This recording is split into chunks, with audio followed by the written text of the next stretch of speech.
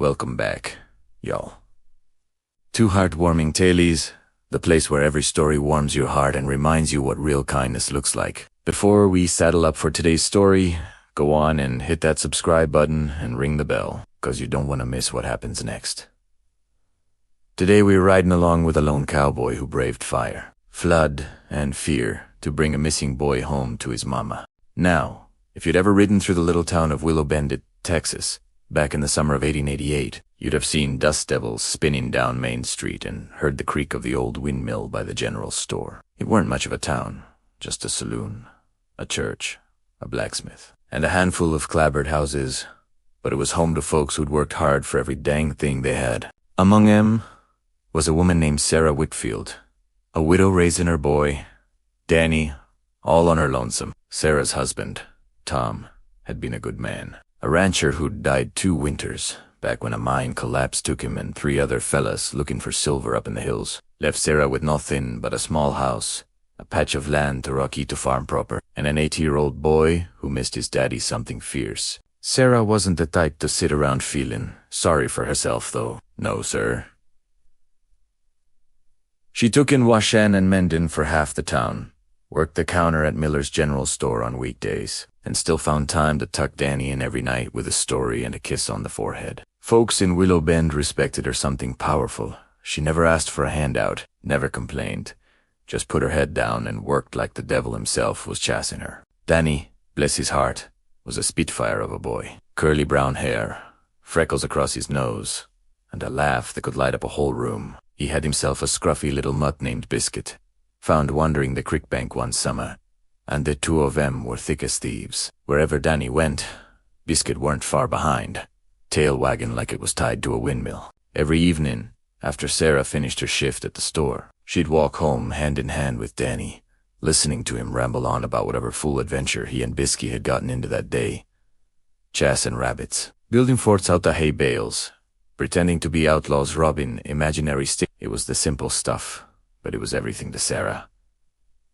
Danny was the last piece of Tom she had left, and she'd have walked through fire itself to keep that boy safe. Now, into this little dusty town road, a fella most folks just called Tuck. His full name was Jesse Coleman, though hardly nobody used it. Tuck was a drifter, the kind of cowboy who'd worked cattle drives from Kansas clear down to the Rio Grande, never staying in one place too long. He wasn't much for talking about his past, but the old-timers who'd crossed paths with him before said he'd had a hard road to hoe growing up. Lost his own mama young, raised mostly by ranch hands who taught him how to rope, ride, and survive, but not a whole lot about softness. Still, there was something about Tuck that folks trusted right off. Maybe it was the way he tipped his hat to every woman he passed on the street, or the way he never raised his voice, even when drunk cowhands at the saloon tried picking a fight. He had a quiet strength to him, the kind that didn't need to prove itself with fists or fancy talk. He'd rolled into Willow Bend about 2 weeks back, tucking up temporary work at the Henderson's ranch just outside town, mending fences and breaking horses for a few dollars a week and a bunk in the barn. Tuck had noticed Sarah round town, hard not to, with how she carried herself, tired but never broken, kind to every soul she met.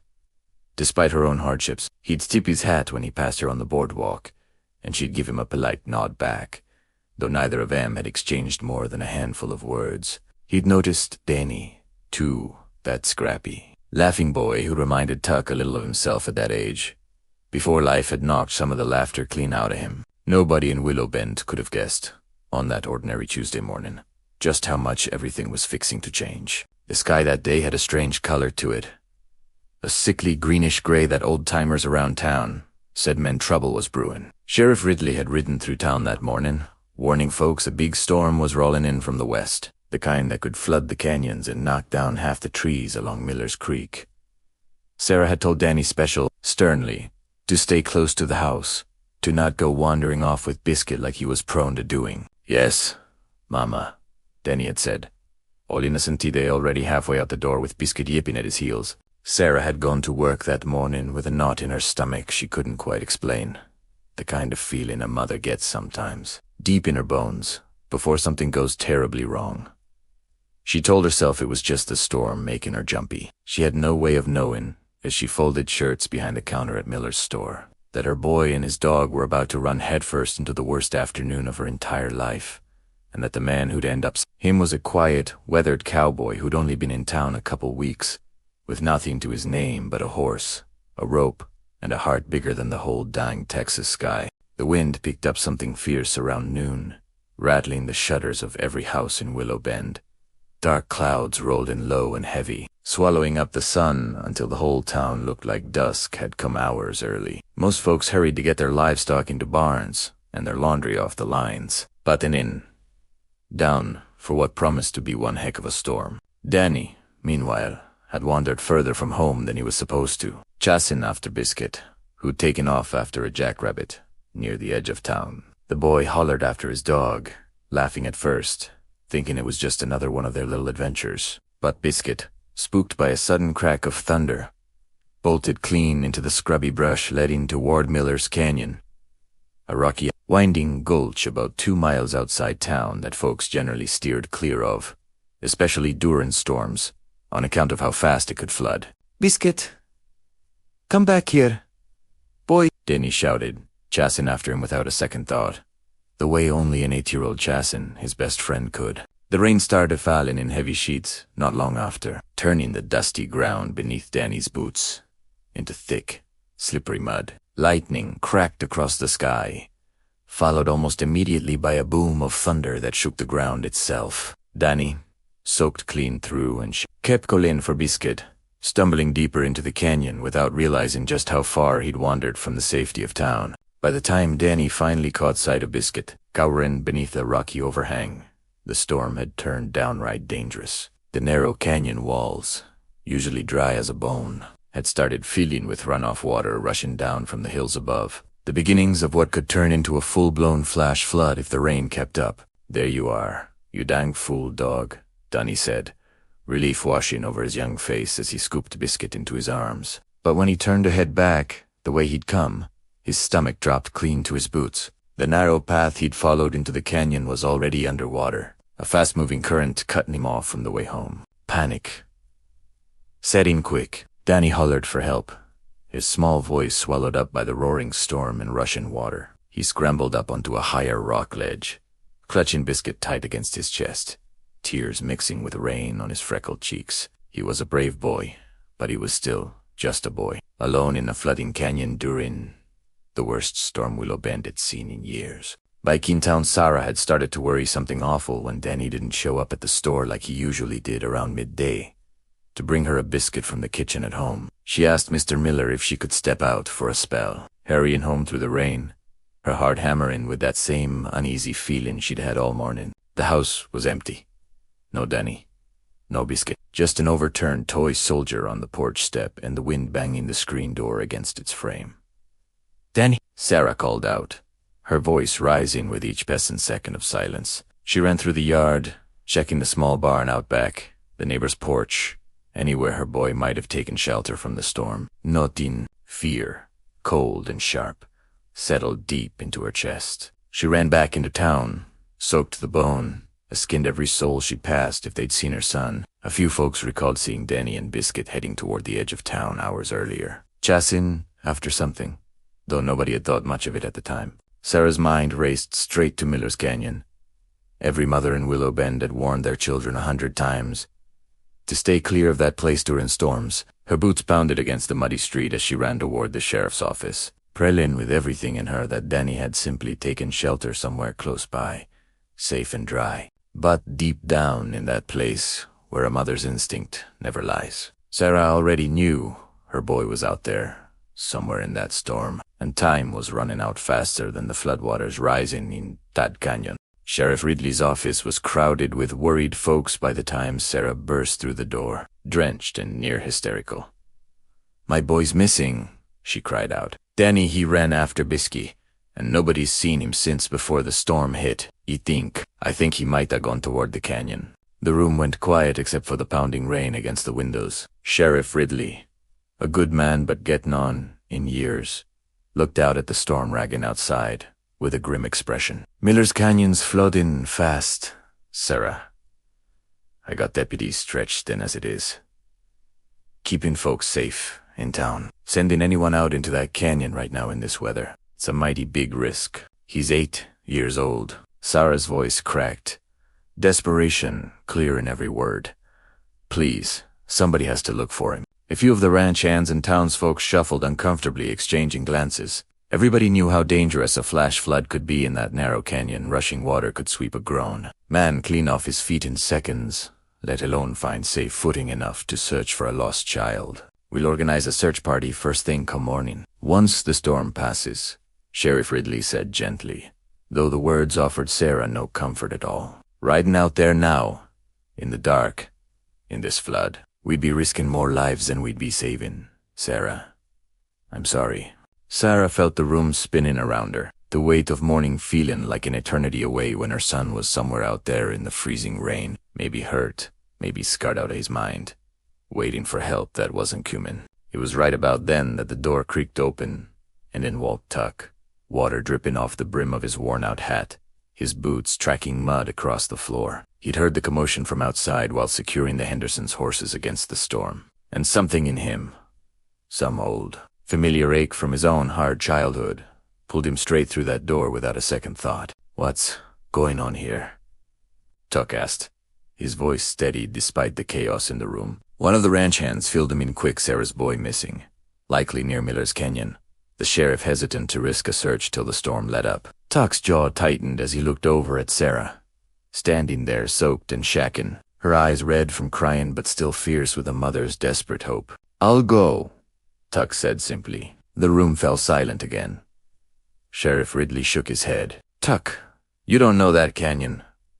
Floodwaters out there can turn deadly in the blink of an eye. It ain't a ride for one man alone, especially not a stranger to these parts. Maybe not, Tuck replied, calm as ever, but I know how to track. I know how to read weather better than most, and I ain't about to stand around you in while a scared little boy is out there freezing in the dark. Ma'am, he said, turning to Sarah, I promise you, I will find your son. Sarah looked up at him, this quiet stranger who'd only been in town a couple of weeks, offering to risk his own neck for a boy he barely knew. She didn't know much about Tuck, but something in the steady certainty of his voice, the unwavering look in his eyes, gave her the first flicker of hope she'd felt since realizing Danny was missing.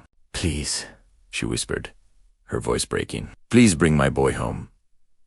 Tuck gave a single, solemn nod, then turned and walked back out into the storm without another word, already thinking through every trick and trail he'd need to find one small boy lost in a flooding canyon, racing against a clock that didn't care one bit about second chances.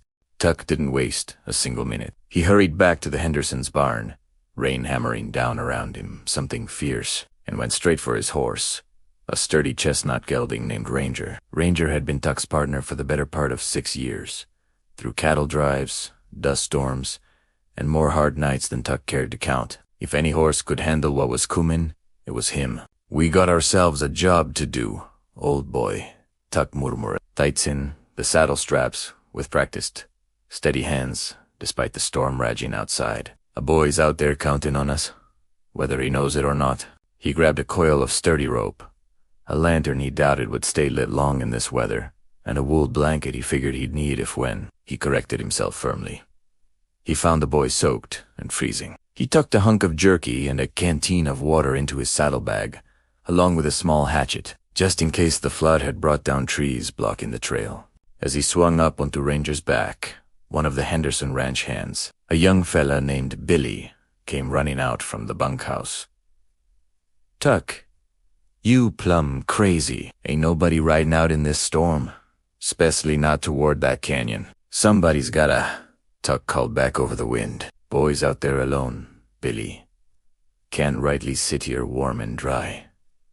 Knowing that, Billy hesitated only a moment before grabbing his own slicker off a hook. Well, dang it, you ain't going alone then. I'll ride with you, far as the canyon rim, at least help you get started. Tuck gave a small, grateful nod, and the two men rode out into the storm together, rain lashing against their faces, wind howling, something fierce through the trees. The ride to the edge of Miller's Canyon usually took a leisurely 20 minutes on a calm day. Today, battling through mud and wind, it took nearly twice that long. both horses straining against the storm with every step. When they finally reached the canyon rim, Billy's face went pale at the sight below. What was usually a dry, rocky gulch had transformed into a churning, muddy river. Water rushing fast and dangerous between the narrow canyon walls, carrying broken branches and debris, along with terrifying speed and force. "Tuck, this is suicide," Billy said, real fear in his voice now. "Ain't no way you're getting down in there and coming back out." Tuck stared down into the canyon, his jaw set with quiet determination. Somewhere down there, a scared 8-year-old boy was fighting for his life, praying somebody, anybody, was coming to save him. Tuck thought back, unexpectedly, to his own childhood. The terror of being alone, scared, with nobody human to help. He wasn't about to let that happen to Danny, not while he still had breath in his body. "I ain't asking you to come further," Billy Tuck said firmly. "Head on back to town. Let the sheriff know where I went in case things don't go smooth. But I'm going down there." Billy nodded reluctantly, understanding there weren't no token Tuck out of this. "Be careful, Tuck." "Good luck." With that, Tuck dismounted, tying Ranger securely to a sturdy tree well clear of the rising floodwaters. He knew he couldn't risk the horse in that narrow, treacherous canyon. This next part, he'd have to do on foot, using every ounce of trekking skill and grit he'd built up over years of hard living. He climbed down into the canyon carefully, using the rope to secure himself against the slick, muddy rocks, the roar of rushing water growing louder with every step. Lightning split the sky above, illuminating the canyon in brief, stark flashes. And Tuck used those precious seconds of light to scan the rocky ledges for any sign of the boy. "Danny," he hollered, his voice near, swallowed by the storm. "Danny, can you hear me?"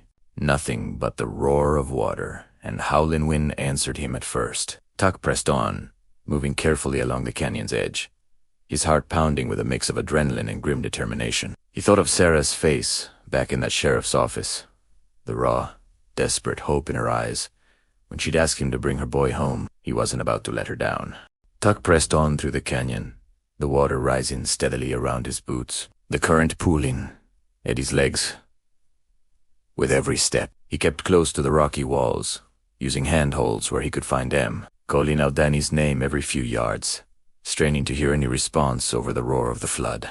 The lightning flashes gave him brief glimpses of the canyon ahead, jagged rocks, fallen branches, the swirling, muddy water, churning faster by the minute. He knew he was running out of time. If the water kept rising at this pace, any ledge Danny might have found shelter on could soon be underwater entirely. About a quarter-mile in, Tuck spotted something that made his heart leap. A small, muddy footprint pressed into a patch of softer ground near a rocky outcrop, half washed away by the rain but still visible enough to make out. It knelt on tracing the small print with his finger, confirming what his gut had already told him. "Danny," he hollered again, louder this time, pushing forward with renewed urgency. Then, faint but unmistakable, he heard it, a small, desperate voice, calling back through the storm.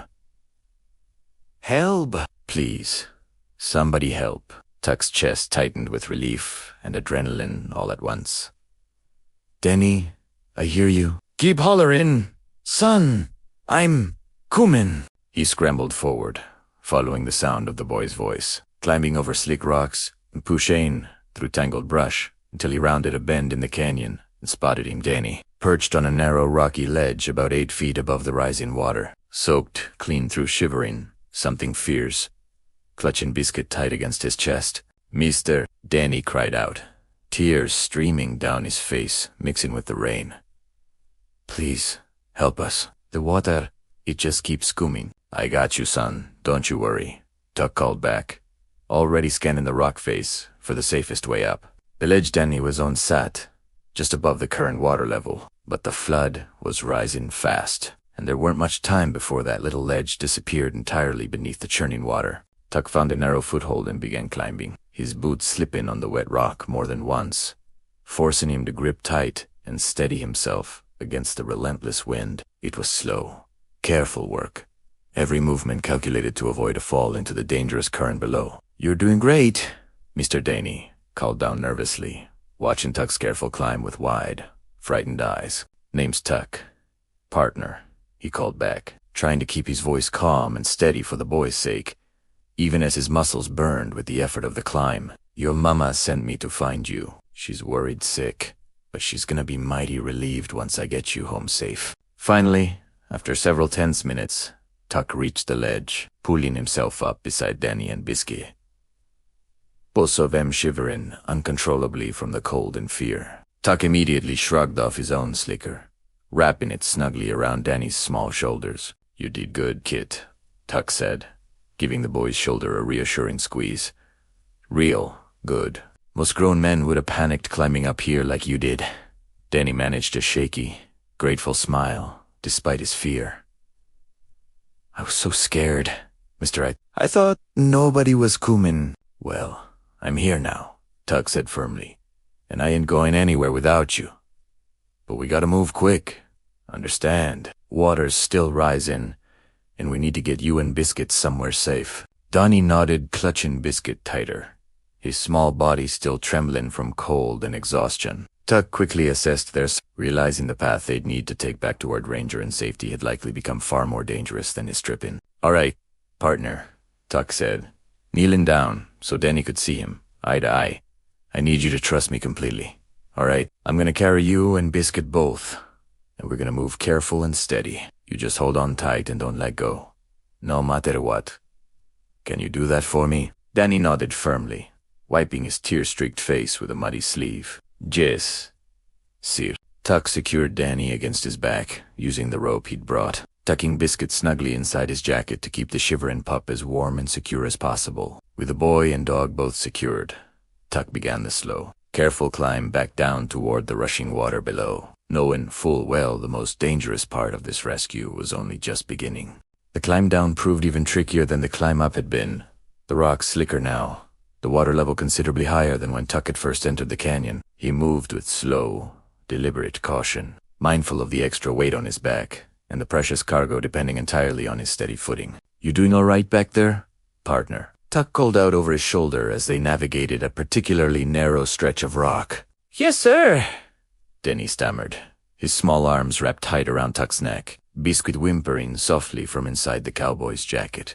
They'd made it about halfway back toward where Tuck had left Ranger when disaster nearly struck. A sudden surge of floodwater, likely from a break somewhere further upstream, came rushing through the canyon with startling force, the water level jumping nearly 2 feet in a matter of seconds. Tuck felt the current grab hard at his legs, nearly sweeping him clean off his feet. Hold on tight, he shouted, scrambling for a handhold on the nearby rock face, his boots slipping dangerously in the rushing current. Danny yelped in fear, his grip tightening around Tuck's neck as the cowboy fought hard against the powerful surge of water, threatening to pull them both under. For a heart-stopping moment, Tuck's boots lost purchase entirely, and he felt himself being pulled sideways by the current, the rocky canyon wall, his only anchor. Using every ounce of strength he had, he managed to jam his hand into a narrow crevice in the rock, holding steady against the pool of the water long enough to find solid footing once again. We're okay, Tuck said, his voice tight with strain but steady enough to reassure the terrified boy on his back. We're okay, Danny. Just gotta keep moving, slow and steady. They pressed on, the water level remaining dangerously high but no longer surging with the same terrifying force. Tuck's muscles screamed in protest with every step, exhaustion setting in after the strenuous climb and the fight against the flood, but he pushed forward, focused entirely on getting the boy and his dog to safety. Finally, after what felt like hours but had only been maybe 20 exhausting minutes, they reached the spot where Tuck had left Ranger, the loyal gelding waiting patiently despite the storm still raging around him. Relief flooded through Tuck's chest at the sight of his horse, safe and sound. Almost there, partner, Tuck said, carefully lifting Danny down and setting him gently onto Ranger's back, tucking the wool blanket snugly around the shivering boy. Biscuit, still tucked safely inside Tuck's jacket, gave a small, exhausted whimper of relief. Tuck swung up behind Danny, keeping a firm, steady arm wrapped around the boy to hold him secure. Let's get you home to your mama, son. The ride back toward town proved slow and careful, the storm still pounding down around them. though with noticeably less ferocity than before. Danny, exhausted and shivering, leaned back against Tuck's chest, finding unexpected comfort in the steady warmth and quiet strength of the cowboy who'd risked everything to save him. "Mr. Tuck? Mr. Tuck?" Danny asked softly, his voice barely audible over the rain. "Yeah, partner. Thank you for not leaving me out there." Tuck's chest tightened with an emotion he wasn't entirely used to feeling. "Wasn't ever gonna leave you, son. Not for 1 second. Your mama loves you something fierce, and I made her a promise I intended to keep." Then he managed a small, tired smile, his eyelids growing heavy with exhaustion as the adrenaline of the ordeal finally began to fade. "She's gonna be so happy to see us." "I reckon she will be," Tuck agreed softly, urging Ranger onward through the storm. The lights of Willow Bend finally, faintly visible in the distance, promising warmth, safety, and the mother's desperate, waiting embrace. The lights of Willow Bend grew brighter as Ranger carried them steadily through the last stretch of muddy road, the storm finally beginning to ease into a gentler, steady rain. Danny had drifted into an exhausted, uneasy sleep against Tuck's chest, worn clean out from the terror and cold of the afternoon's ordeal. Back in town, Sarah hadn't moved from the sheriff's office in hours. Pasan, the small room relentlessly, praying harder than she'd ever prayed in her entire life. Word had spread quick through Willow Bend about Tuck riding out alone into the flooded canyon, and despite the danger, a small crowd had gathered at the sheriff's office, holding vigil alongside Sarah, hoping and praying for good news. "Ryder come in." Someone outside hollered suddenly, and the room erupted into a flurry of movement as everyone rushed toward the windows and door. Sarah's heart nearly stopped as she pushed her way outside into the light rain, straining to see through the darkness and mist. And there, emerging slowly from the gloom, came Ranger, carrying 2 riders, one large and steady, one small and wrapped snugly in a wool blanket. "Danny! Danny!" Sarah screamed, already running toward them before Ranger had even fully stopped, her heart soaring with a relief so powerful it nearly buckled her knees. Tuck carefully reined Ranger to a stop, gently waking Danny with a soft shake. "We're home, partner. Your mama's right here." Danny's eyes fluttered open, and upon seeing his mother running toward them, tears streaming down a rain-soaked face, he practically threw himself off the horse and into her waiting arms. "Mama," he cried, hugging her fiercely, Biscuit wiggling free from Tuck's jacket to join the emotional reunion, yipping excitedly around their feet. Sarah dropped to her knees in the muddy street, hugging her son so tight it was a wonder he could breathe, sobbing with overwhelming relief and gratitude. "Oh, thank God. Thank God you're safe. I was so scared. Baby, I was so scared." "I'm okay, Mama," Danny reassured her between hiccuping sobs of his own.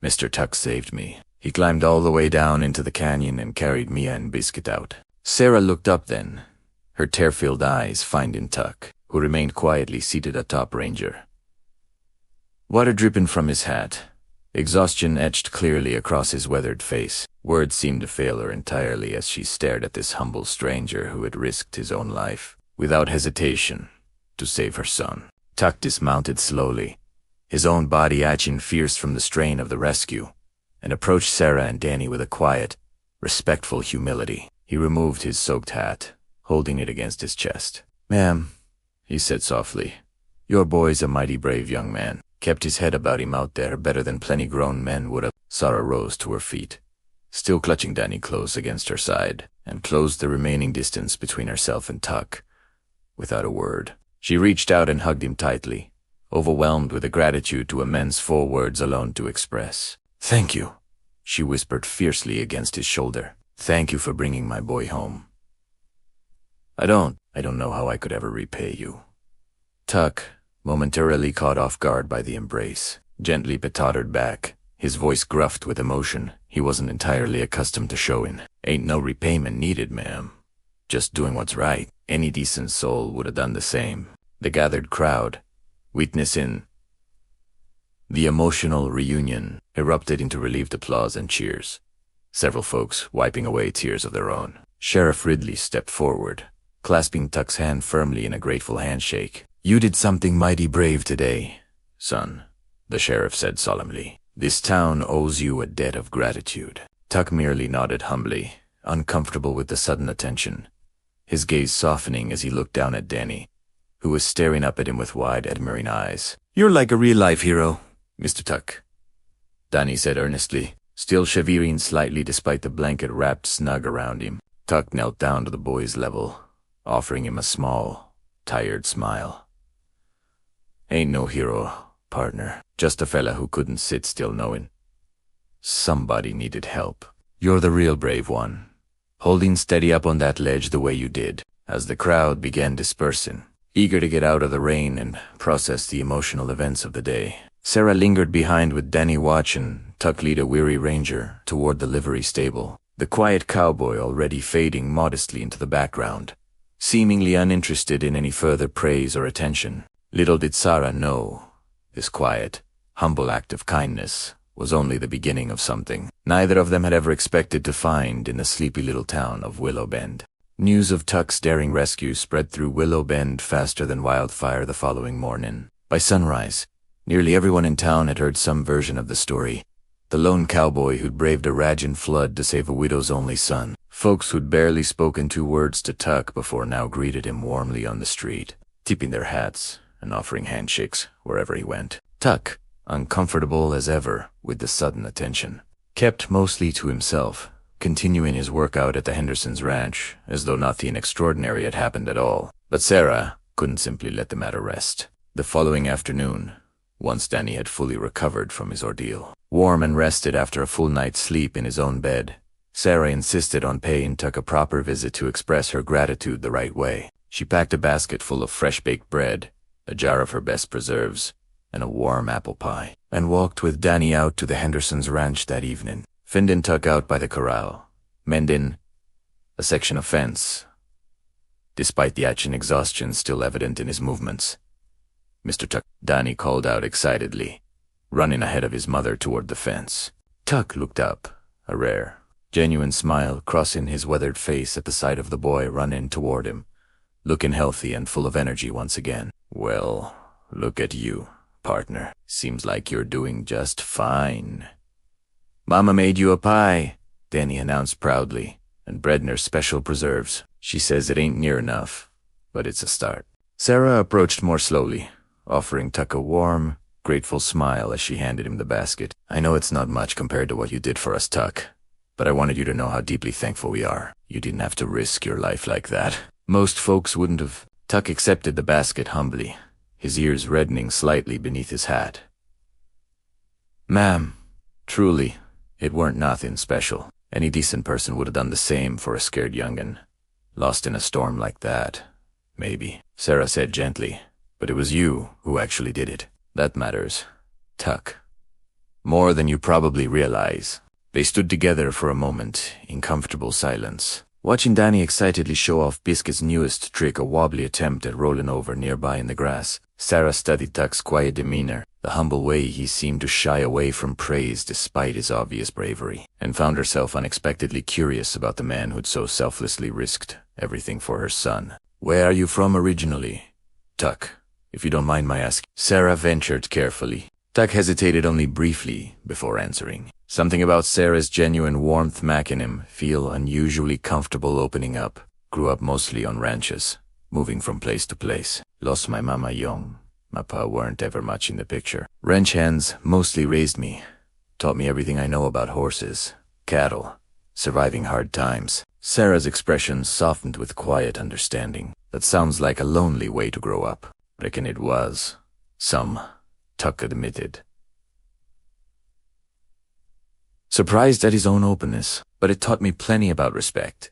To respect for hard work, for the land, and especially for good women like yourself, ma'am, who work themselves to the bone taking care of their families, without ever asking for a lick of help."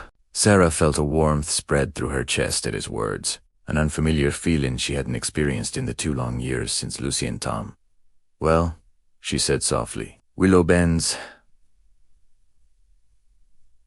lucky you decided to ride through when you did." Tuck met her gaze then, something unspoken passing quietly between them, an understanding built not from words, but from shared hardship, quiet strength, and mutual respect. Reckon I'm the lucky one, ma'am. Finding a town and folks worth staying around for. From that day forward, Tuck became a regular, welcome presence in Sarah and Danny's life, stopping by often to check on them, help with small chores around their little house, or simply share supper and quiet conversation on the porch as the sun set over Willow Bend. Town itself seemed to soften around him too, embracing the once quiet drifter as one of their own. Grateful for the humble kindness and quiet heroism he'd shown that stormy afternoon. As weeks turned into months, Tuck found himself taking on more permanent work out at the Hendersons' ranch, eventually earning enough trust and respect to be offered a small parcel of land just outside town, where he began slowly building a modest homestead of his own. He hadn't planned on staying anywhere long-term, not in years, but something about Willow Bend, about Sarah's quiet strength, and Danny's boundless enthusiasm had settled deep into his heart, making the idea of drifting onward feel less appealing with each passing day.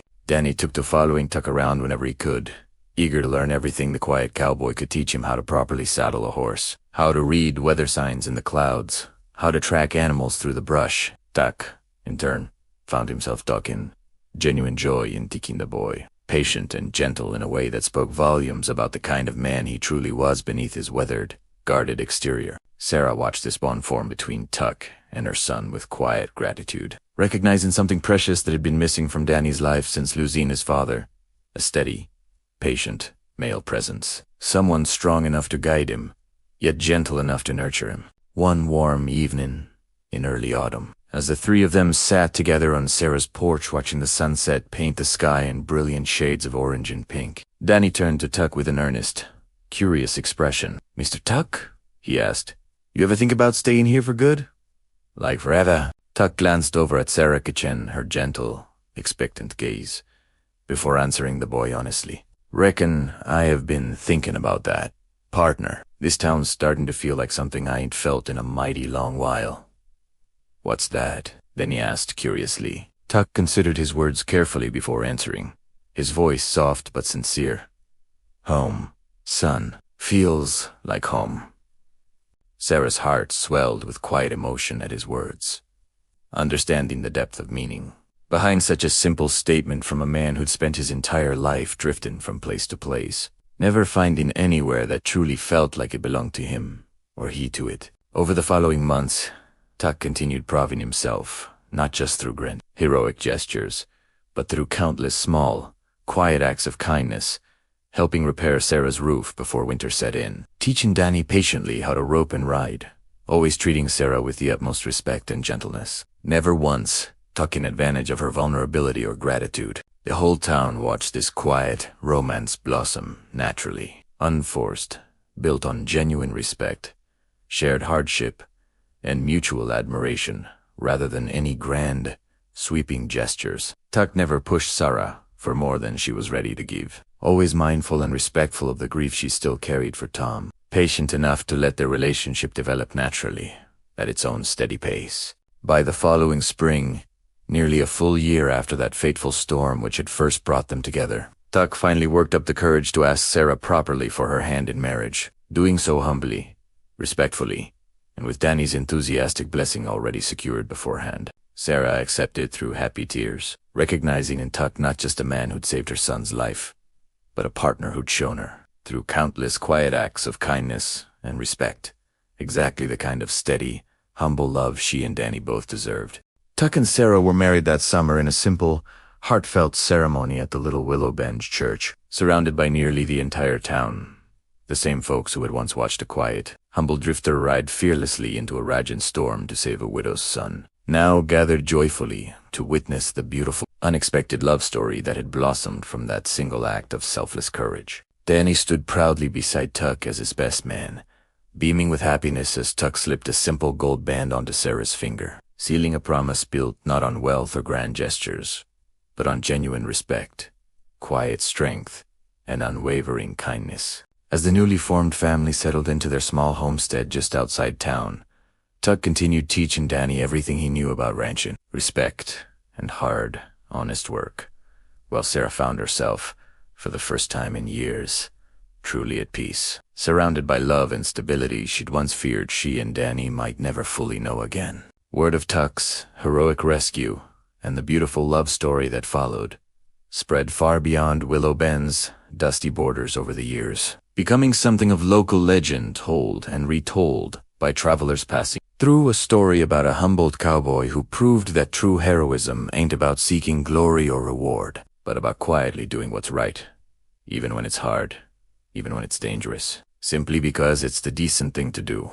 Tuck himself never sought recognition for what he'd done that stormy afternoon, always deflecting praise back onto Danny's own bravery, or simply stating that any decent person would have done the same. But those who knew him best understood the truth that real kindness, real heroism, often comes quietly, humbly, wrapped not in shiny medals or grand parades, but in muddy boots, a steady horse, and a heart brave enough to ride straight into the storm for someone else's sake. Years later, when Danny had grown into a fine young rancher himself, respected throughout Willow Bend for the same quiet strength and gentle kindness Tuck had modeled for him his entire childhood. He'd often tell his own children this story of the stormy night a humble cowboy rode into their lives and never left each them, just as Tuck had taught him.